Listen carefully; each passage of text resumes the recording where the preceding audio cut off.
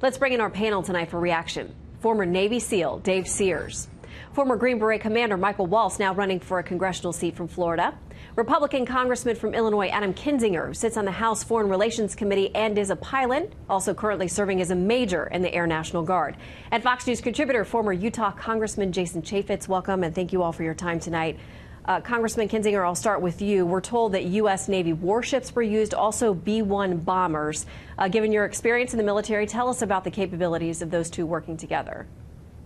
Well, they're impressive capabilities. The B-1 bomber was actually initially created as a nuclear delivery system that does great conventional weapon capabilities. Now they're used in Afghanistan, Iraq, both for close air support and long-range standoff strikes like this. The Navy assets, of course, are really good at what they do. This sent an impressive message tonight, not just that the U.S. is going to stand by its word, that the president means what he says, which, by the way, is going to alleviate a lot of conflict in the future. When he says something, people aren't going to try to test him. But it also sent a strong message to Russia and to Iran that we are serious about standing up for good order in this world and standing with our allies, even if you bluster and Russia blustered. And I think at the end of the day, they're going to do nothing about it. All right, Jason, let me bring you in here because I had a lengthy conversation with a senior GOP lawmaker, very much a hawk on the Hill, saying that they were actually worried. They didn't think the president's speech tonight was strong enough. They don't think these strikes are broad enough and impressive enough to actually send a long-term message. What do you make of what we've telegraphed to Russia, to Iran, and to Syrians' leaders? Well, hopefully what they did is that the president actually... I'm sorry, Jason. Depleted... Yeah. Sorry, Shannon. Hopefully what they did is actually did deplete the ability to deliver the chemical weapons. It does beg the question, if we knew that there were chemical weapons in those places, why didn't we go preemptively take that out? Nevertheless, I think a broad coalition bringing in France and the UK does send the right message. It begs the question, where are other partners? You know, where are places like Germany? If this is such a world atrocity, why weren't they with us? But I think President Trump did do the right thing. He was very limited, very tempered, very calculated. And I think that in the long term, President Trump will be applauded for such a strategic strike such as he did. All right, Michael, to you, that point about Germany, Chancellor Angela Merkel has said this week that they weren't going to get militarily involved if there was a military strike. The UK and France on board with us. But additional questions, and the president in his remarks tonight talked as well about partners in the region, people that he expects to step up and take responsibility for securing their own stability there. He specifically mentioned Saudi Arabia, the UAE, Egypt, and others in the region. What do you make of that? Well, so there were a number of very interesting aspects of the president's speech. You mentioned Germany. There were a number of references to World War I, where it's the last time chemical weapons were actively used in combat, and it was actually the French and the British that suffered mightily at German hands for the use of chemical weapons. So, I mean, I just thought that was an interesting historic reference. But then he also mentioned the Gulf states and their role in the coalition and what he's expecting now in terms of their participation in the nation-building aspect and the reconstruction aspect after we completely destroy ISIS and we drive the rest of the Syrian conflict to hopefully at some point some type of brokered negotiation. That was under the guise and in the context of the president wanting to get U.S. soldiers out, to not be bogged down and to spend a lot of money and more blood and treasure in the reconstruction aspect, and that he's clearly looking at the Saudis, the Emiratis, the Jordanians, and the other Gulf states to step in there. So, Dave, now, as somebody who has served our country on the front lines, what does it mean to our men and women in uniform? Because there's been a lot of talk on the Hill and elsewhere this week and tonight about having a long-term strategy. And when we ask men and women to go into service into these situations, that we need to understand, we already have boots on the ground there, what the long-term plan is for them. Do you think this administration has articulated that well enough? Do they owe more to the men and women we have serving there and those we may ask to join these efforts? Certainly they owe more on the long-term plan. They haven't articulated that, whether it's Syria, whether it's Afghanistan, whether it's still our presence in Iraq, and the way they look at that.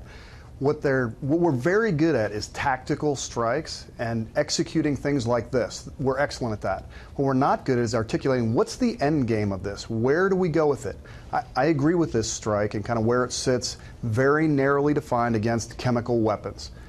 We go beyond that, and now we're getting into, hey, start telling the American people and the soldiers fighting, what are you fighting for? Yeah, and like I said, we've been getting a number of reactions from Capitol Hill. And it's interesting because there are Republicans and Democrats on both sides of this. Congressman Kinzinger, to you, one of your Republican colleagues, Congressman Justin Amash, says this: these offensive strikes against Syria are unconstitutional, illegal, and reckless. The next Speaker of the House must reclaim congressional war powers as prescribed in Article 1 of the Constitution. Speaker Ryan has completely abdicated one of his most important responsibilities. Where do you come down in this debate? Well, look, Justin Amash has never supported, he frankly votes against the defense budget every time it comes up, votes against the Natural Defense Authorization Act. He's not a pro-military, pro-foreign policy guy whatsoever. I believe that the president has a lot of powers enumerated in the Constitution. Our job in Congress is to declare a state of war exists and to finance it or to use money to make differences that way. But the president is commander-in-chief, and you have a lot of members of Congress and the Senate that want to feel extremely important, so they basically say that there should be 535 commanders-in-chief. Anytime the president does anything, that we have to have a say on something like this, standing for national interests, standing against the use of chemical weapons. The president acted reasonably outside of having to get congressional approval. We're not putting 200,000 troops in Syria. If we were doing that, he would need to come to Congress. Jason, what do you make of the role of Israel? Because, in this whole thing, that's their neighborhood. They're there. We know that we've been hearing that Russian President Vladimir Putin has been reaching out directly to Netanyahu this week, that they've had an interesting relationship with Russia, but they're absolutely not going to stand for anything that would allow Iran to encroach any closer on their territory. What's their role tonight? Well, remarkably, part of what Iran and Russia have done is united the Saudi Arabia and Israel. It's unbelievable how close they are in terms of their positioning on this. And if you look at the proximity of Israel, I guarantee you that our military and our political leaders are hand in glove working and understanding that. And if you look at Jordan, they're just to the east of Israel. They are dealing with literally hundreds of thousands of refugees that have crossed and fled of the border as this civil war has gone on for such a long time here. They too have a vested interest. They are great partners with the United States of America. And again, I think the president did a very strategic, limited type of hit tonight. I think it was called for. I think it was right. But I do think it would be stronger long term if the president needs to have continuous action to get the support of Congress and put people on the record, make them vote on it. Again, if there's a clear and present danger, the president should go get them and go with everything he needs to do. If it's going to be sustained over a long period of time, show the world that the United States Congress is behind this president. Yeah, and Michael, tonight what we're hearing from the chair of the Senate Armed Services Committee, John McCain, who's now recovering at home, but speaking out very clearly on this tonight. He's praising what had happened tonight, but he says to succeed in the long run, we need a comprehensive strategy for Syria and the entire region. It's time for the president to lay out our goals, not just with regard to ISIS, because he's been clear on that, but also the ongoing conflict in Syria and malign Russian and Iranian influence in the region. He says airstrikes disconnected from a broader strategy may be necessary, but they alone will not achieve U.S. objectives in the Middle East. What does the president need to say to the American people or to Congress to those points?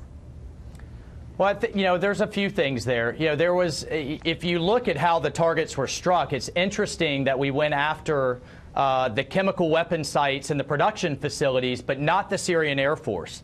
And there was a lot of reporting this week of, one, the Syrians moving their Air Force assets to intermingle with the Russians, to raise the bar there in terms of potential escalation. And then, two, we were hearing that the president wanted to make a much broader strike and a much stronger statement to stop the Syrian capability once and for all, but yet General Mattis pushing back because he was very concerned about Russian reaction and escalation.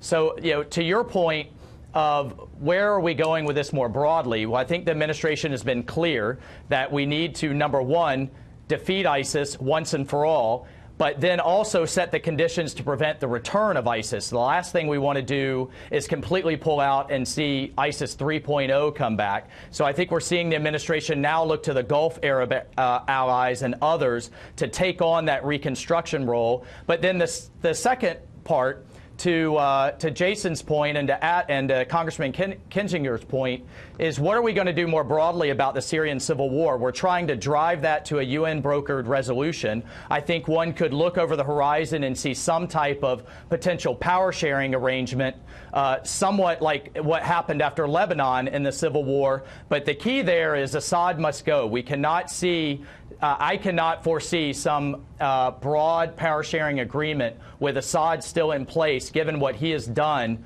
so brutally over the last 5 years. And I think everyone's exactly right. We need to set that broader strategy. What are our goals, and drive towards it. All right, Dave, I want to give you a chance to wrap up this panel before we check in Jerusalem. Yeah, I think that he's absolutely right when he talks about we need to have a broader strategy for the region. We don't know what that is. We don't know what our objectives are. And I also don't think that just not hitting the Russian pieces was intended, or the Air Force of Syria was intended just for Russia. You don't want to weaken Assad so that the rebels are able to become emboldened, and now you extend the civil war. So how much damage do you do doing that? So I think it was a cautious, good strike. We'll see what happens in the future. We'll see what comes next. And we always know that when a leader is taken out in this, there's a vacuum situation, and that is, bears much caution. All right, stick around. Thank you very much.